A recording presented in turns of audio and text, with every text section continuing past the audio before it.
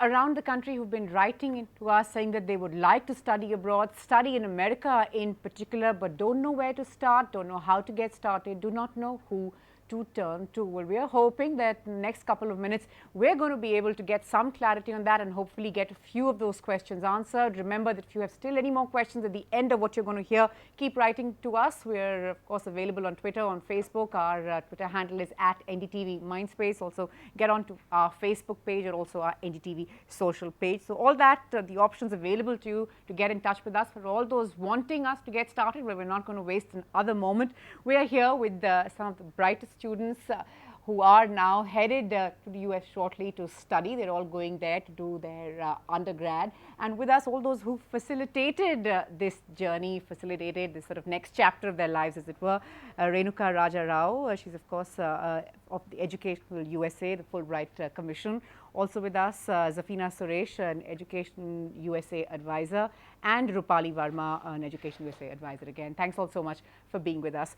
First, because you're ready holding the mic, and I have to ask you, what is it that makes a student wants to go abroad, say the US or anywhere, for an undergrad course? The primary factor, which I'm speaking for myself over here, was the fact that there was a lot of flexibility offered at several US institutions, nearly all of them. A disadvantage in the Indian system, I believe, is that once you enter for a degree, you have to do that. So even if you do have a change of heart after, say, a year or two, then you can't actually change your intended field of study. In the US, however, or in other countries as well, but primarily in the US, where all of us are headed, you can do that. So if you're interested in history after enrolling for maybe an economics course, you can change your major to history. So I believe that would probably be the most important factor, flexibility. And you sort of made up your mind earlier, saying that it's more flexible. It's not really one size fits all, but something that can be tailor-made to your aptitude, to your needs, requirements, desires, and so on. But what was it like at home? Because I know that there are two views, right? One that says that we've got such a great education system, why go out? And the other saying that go out, why undergrad? I mean, I'm sure that you would have faced this too. Absolutely. So how do you encounter that? What was it like at home? So when I broached the topic to my parents first, so obviously the first thing which came in was affordability, go to India. We all went to India, and why do something different? But then after forcing them to attend sessions by colleges, after coming to Education USA, after talking to the advisors, so all of us probably convinced our parents that USA probably is the better alternative, given the fact that, it is evidently flexible. That's common knowledge, but the affordability bit also came in because we found solid statistics that colleges in the United States are offering a lot of financial aid to students, even international ones. So that kind of, sealed the deal. Right. Renuka, I was just going to sort of get you in at this stage. There are all those who sort of worry about, can we afford it? Undergrad, should we just wait to see, how the next 3 years in India go before we get into it? Then the rupee weakening as it has that actually affected the student inflow in any sense? The surprising thing is that despite the spike in the Indian rupee versus the US dollar and all of the myths and rumors and so on, the numbers going to the US have actually increased by about 30% this year. Oh, wow. And given the fact that we are already looking at a very large base, there are around 100,000 students in the US currently. That's a huge increase. And that increase is just because of what Faraz said just now, that US universities understand that 18-year-olds, 17-year-olds don't really know what they want to do the rest of their lives. So the US education system does not box them in. They're not prisoners of that little box which defines what they need to do for the rest of their educational career. And I think the financial depth of the US universities, large numbers of universities give out funding to international students. It's private universities to a large extent that are able to give money to international students. A few of the public universities which are also called the state schools do give funding too. Students just need to do the hard work to dig through the gold mine. It's hard work, but it's very rewarding work. Right. Of course, no pain, no gain. Don't they always say that, to use a cliche? Well, perhaps that works here too. I want to ask you, what is it about the US that makes you want to go there, besides the flexibility and besides the differences?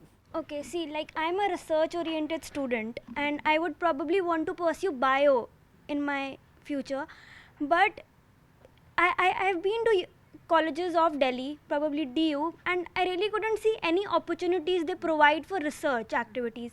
If I am a research-oriented student, I would want to do some amount of research, at least just start, like in my undergrad program, but I really don't see anything there. Dr. Zafina, I'd like to ask you, in your experience, that of course a whole lot of students who perhaps want to go, a lot of them work hard, like with everything else, some perhaps are more successful at it than others. Is there a certain kind of student that you believe makes the cut at the end of the day? No, definitely not, because I think every student should put in their optimal best in their application, and this means all the components of the application equally, I would say. A Faraz would be different from a Kritika, would be different from an Ananya, and the profile of colleges itself would speak for itself. It depends on the sort of course and program that you go for. Students need to carefully select their colleges based on their profiles, and I do not think it's good to create pseudo profiles of yourself to get fit into a particular college list. So a student should choose a college list, or make a college list based on their realistic preparation. Would you have something else to share in your experience? What do you believe is what worked in your favor? How did you crack it? I always paid attention to the college when they told me we're looking for the right fit. So look for a college that would welcome you as you are, and not try to kind of wriggle through it. And be what you are. You have to be the person, you're going to stay there for the next 4 years. So you've got to be yourself, and you need to be like she said, not a pseudo version of yourself. And like we're sort of saying that there is perhaps something that fits you out there. There's something that does. So if A doesn't, B will, and you in will fact, get it. there are 50 states in the US, and every year we get reports of students and of Indian students and where they are. You'll be surprised. There are students in Alaska, there are students in Hawaii, there are students in the far northeast like Maine and Vermont, right down to every other, you name the state, and there are Indian students there. Right. So they need to cast their net wide. Right. Don't get hung up by the marquee names like Harvard and Stanford, the Ivy League and so on. There's a whole lot of variety, there's depth, and there's that's an important point, because I want to ask you, if you can just get the mic in front. I want to ask, from a student perspective, is that easier said than done? I never wanted to go to a Harvard or an MIT. I never did. And I never thought I'd hear someone say that. But yes. I'm Katyayani, and I'm going to Mount Holyoke College. It's a small liberal arts college in Western Massachusetts. It's a women's college, and I mean, people look at me and tell them, "Oh, you're going to a women's college. Oh, what is the name? What is this college? I've never heard of it." I'm like, I want to go to a women's college. I want to experience that sort of experience. Well, I want to experience it from that perspective. I've been in a co-ed all my life, and I have friends applying to Harvard and Cornell and getting in, and I'm like, very good. I'm proud of you, but I don't want that, because the thing with these big colleges is they're not going to give you personalized attention. And at the undergraduate level, I think that is very, very important, because when I apply for a job, they look at my postgrad, my doctorate, my master's degree. Why would they care where I did my BA from? One important aspect is that all the students need to do a lot of planning also. It's not that you just start in the month of October, suddenly you wake up and you just think about going to the US, and you come to us and just tell us that we want to go to the US, please help us out. So it will be really very difficult, because our system is like we have to really maintain a lot of balance with our studies, with our extracurriculars, and our whatever program we are doing in class 12th. The students, they take their tuitions, they are doing they're taking their competitive examinations, they have to prepare for their SATs. So it will be very difficult for them if they start at the last minute. So we tell the students at least 12 to 15 months. So the moment they come into class 11. So therefore, no early. Sort of have it sorted in your head early. I just want to recap what we have so far. The things that you must keep in mind are: be honest when you're making sort of reaching out to those universities, reaching out to those institutions. Be honest. Do not be who you are. Right. When you're submitting your application, to don't only sort of restrict yourself to the Ivy Leagues, like you're making the point. They'll barely take any, and you need to be prepared that there are other options. And planning, of course, planning being very important. Prateek, you want to make a point? We just get them. My name is Prateek, and I'm going to Drexel University. I think you should not apply only to the Ivy Leagues. You should apply to college which is may not be overall very good, but it is good in your major that you're looking for. And Prateek, I just want to stay with you for a minute more, because Renuka mentioned earlier, you know, that it's one thing to work hard, to plan, and you know, or to work hard to plan, etc., and get a really good SAT score. But as she mentioned earlier, and I wasn't really aware of this to this extent, that it's one thing to get a great SAT score, and it's always a good thing to have. But there are other sort of aspects of your personality that are also being considered. Required in the application. Right. Yes. You're a sort of example in point, as it were. Yes, my SAT score is not that great. I mean, people get 2100, 2200. I got 1870. That was my SAT score. But there's just more to that. As a student, I've been ambassador to Japan, as an Indian student ambassador. Apart from that, I do a lot of community service. I work with international organizations. I work with 25% reservation for the economically weaker kids with the Indian government, and the international organization that published my article. I also did the CRC report, which went to the UN, and the UN asked the Indian government on basis of those reports, and India has been given 1 year time to answer those questions. So SAT is just, I would say, is a criteria, one of the most important criteria, but there's more to that. Your extracurriculars, I play violin. I mean, US universities look towards holistic profile. Right. They look for unique students, a uniqueness. What is so unique in you? That is more important. Right. So you're a well-rounded student. You're beyond just academically. With varied interests, because they're not interested in recruiting, an exact same army of students who will have the same kind of backgrounds, come from the same kind of socio-economic brackets and so on. They really want students to learn from each other as much as they learn from the faculty. Okay.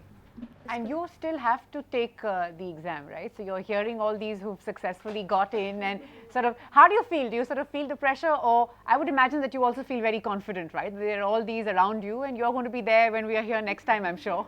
No, I've taken the SAT. I'm in class 12 now, so I just haven't gotten acceptance. I haven't even applied yet. So as far as the SAT is concerned, I'm done with that. But yes, I do feel a little bit of pressure. In fact, when I walked into the room, I was surrounded by NYU and Drexel and UIUC, and I'm like, okay, I'm in school. So yes, it is reassuring to see that people around me are getting into such places. And of course, I have people to advise me. I have so much support. And like you said, you raised a point about how it is at home. So I didn't have any trouble with getting a parental agreement. They were completely for the idea. So as far as applying goes, I don't think that there should be much of a problem. If I just work hard, I think I can get there. Well, good luck. I'm sure you can. You wanted to make a point. No, I just wanted to say that, getting into colleges in Delhi is not a cakewalk. Because I think... How much, that's of course something that I did mean to ask. How much of that, all or nothing is what it seems to have become. You either 100% or nothing. How much of that plays a factor in wanting to go out? Quite a bit. See, I'm a terrible examinee. That makes two of us. Yeah. No, I work hard, I don't get the marks. So I just thought to myself, if I've had a track record of consistently not doing as well as I should throughout my school life, what are the odds that I will suddenly get a 98% and get into Stephens or LSR in my boards? So that was actually quite a big factor. And to add to that, when you're studying for the SAT in class 12, it's like you are attending two parallel schools. Because this US system is so different. You have to suddenly, you're sitting sort of maybe unlearn and learn this, or sort of learn alongside, right? You're sitting in class, in school, mugging up, pages and pages and pages, and suddenly you're asked to apply yourself. It's a completely different thing, and it's actually very hard to study for the SAT. I mean, I would suggest if students are going to start, they should start early again. Either give their SATs in 11th, that would be the best, but if they're still late, they should start studying in the summer vacations. I'd like to make 2 points at this juncture. One is that students can repeat the SATs. It's not as if you take the exam once, whatever score you get on that is the final thing. Is there a finite number of attempts? No, there isn't. You can do it any number of times, but of course you need to pay each time. Right. And there is this concept of the super score, where the best in each of the attempts will be added up, and that will be taken as your score. So US universities are very generous with students, with all students. The second thing is that there's a long window of time within which to complete the application. There's a good 5-6 months time in which students can start their application, go back to it, revise it a number of times, edit their essays, add, delete, subtract, whatever they want to do. So the control is really in the student's hand, and there's a long window within which they can do it, which is very different from the Indian system. What's your experience been like, and what's your top tip, as it were? Well, do what you want to do and work very hard towards where you want to get in, and you should have one dream college where you think you'd really want to be.